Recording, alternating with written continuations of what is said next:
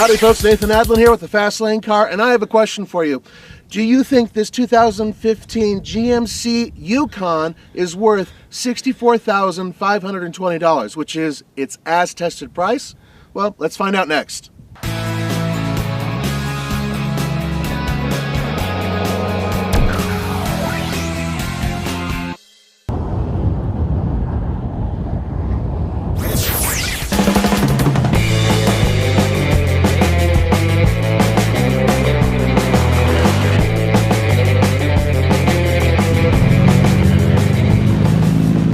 Looking at here is a 5.3 liter V8. It puts out 355 horsepower and 383 pound-feet of torque, and it's fed through a 6-speed automatic transmission.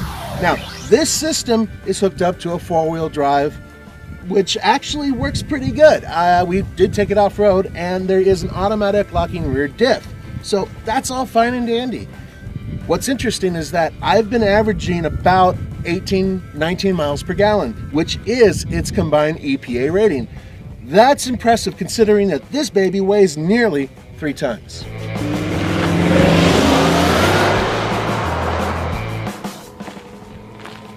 20-inch wheels that are on this actually look really good, and as you can see, you can get power lifting rear gate, and it's pretty quick too. It's, well, I think faster than some of the other competitors out there. The rear styling is kind of like the front in terms of having components on it that, well, they kind of seem like they're unnecessary or a little overdone. Like having this clear exterior that goes on over the taillight. I don't know, it looks like something you'd get with an aftermarket thing, like some of the kids do when they get the circles and the neon and all that other garbage. But at least it's semi-tidy and it does balance out the front end. So I can't argue about that. Fortunately, the rest of the vehicle, well, I think it looks pretty good.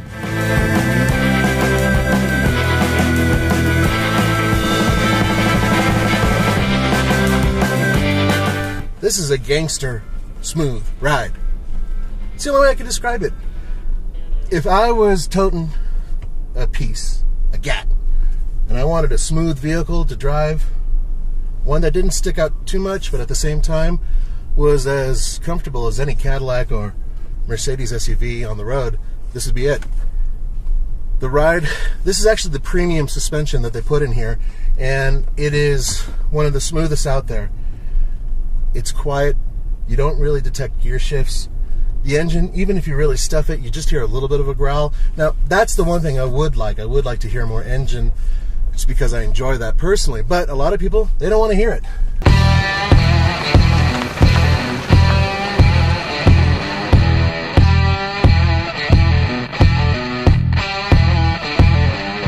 There is another thing that's back here, which is nice for utility, and that's this parcel holder right here. It's relatively deep, I'd say nearly 4 inches, maybe 3.5 inches deep. And yeah, you can put stuff in there, and it's got a nice rubber mat underneath. And the reason this is here is because when these seats are folded, what you're going to notice is that they're flat, but that's because, well, they're up above the base level of the vehicle. As such, making a nice flat area here makes sense to have this little shelf there. It's kind of cool. Welcome to where I think all the money really goes to on this GMC Yukon. First of all, let me point one thing out. This, it's real metal, it's not plastic. It's actually kind of nice to have. Although on really cold days, I've noticed that the steering wheel, which is heated, it gets warm while this stays really cold. So, well, that's just the way it is. So check out this display. This is one of the more interesting parts of the interior. So let's say you want to put your sunglasses away, or if you're in Texas, a gun. Yep, there you go. Fits right in there. And ta-da! It's hidden. I wish the display would stay on when it goes up, but that's just a small gripe. Otherwise, it works pretty good. And what's really cool is that this center stack right here, there are really very few buttons, and that's good. For the average driver, having big buttons and not too many of them, that's a good thing. There is a problem though, and that's on this side. If you look very carefully, you will see 2 knobs that are identical in design. One of them is for the headlights. The other one is for the 4-wheel drive system. Yes, I've actually engaged the 4-wheel drive system while screwing around with the lights. And there's also the trailer brake control, which is there. I like that quite a bit. But Kent, Mr. Truck, hates it over there. He wants it on the other side. Still, it's a very clean installation. It looks very nice over in the side there. And you know what? The entire interior of this vehicle really is one of the more comfortable SUVs that I've ever been in. It's whisper quiet. It's very comfortable. The seats are fantastic.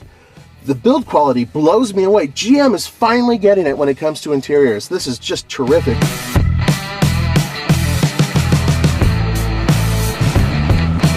In terms of overall driving comfort, well, it's fantastic. Steering feel for a truck?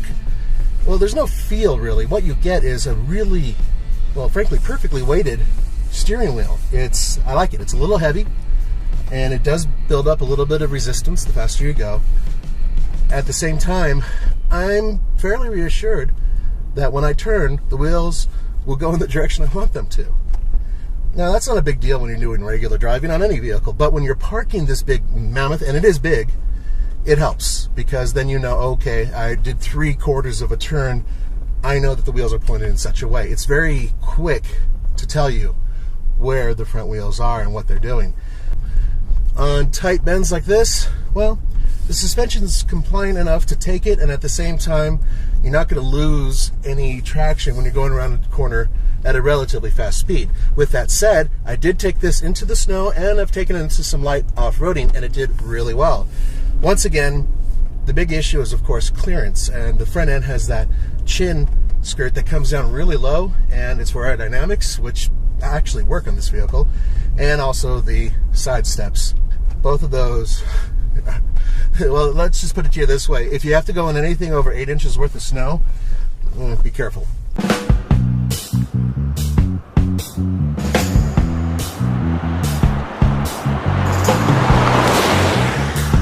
All right, so once again, we're at the center point of our show, because this is where the fat guy has to enter the vehicle and please all you people, because Roman would want it that way.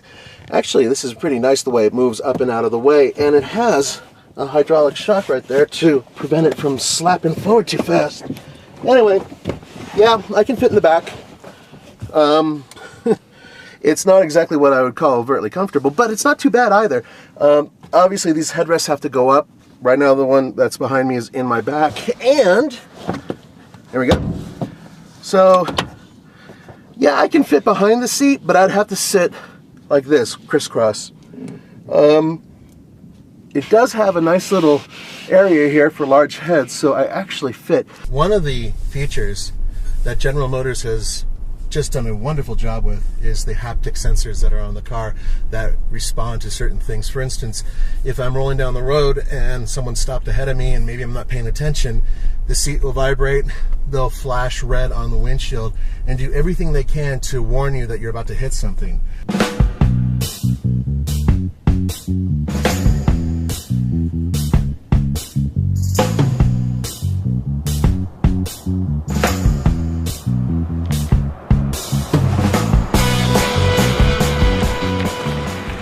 From the back, no, I don't fit. If these third row seats were up, I wouldn't be able to fit with the tailgate down. If this were the XL version or the Suburban, it would be no problem, because there's almost over a foot extra space, actually. Now, there is one issue, and that is getting material in and out of the vehicle. Because of this overhang and this shelf here being as, well, high as it is, frankly, it's very difficult to move things in and out of here compared to what it used to be like. I know that for a fact because I recently had to haul a couch in this baby, and it wasn't easy to get in. Now, fortunately, we do have seats that fold down, and they're relatively flat, and on top of that, we do have some tie downs, which are right over here. So even though it's not as long as an XL/Suburban, you are able to tie things off so they won't go flying out in the back. Actually, it's pretty utilitarian, but you got to remember, this is based on a pickup truck. It's not a crossover, so everything in here, well, it just seems like it's beefier and more purpose-built.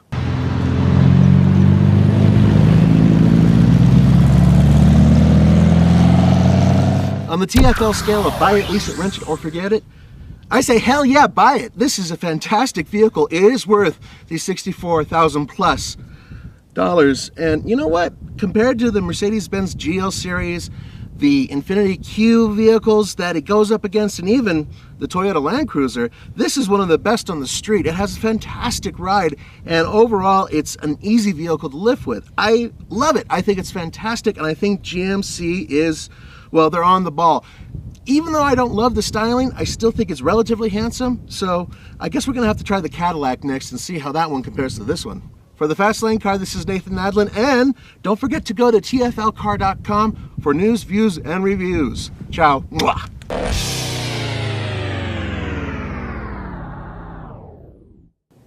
So bear with me a moment because I have the sticker here for this particular 2015 GMC Yukon four-wheel drive SLT. This version with the four-wheel drive starts at $57,735.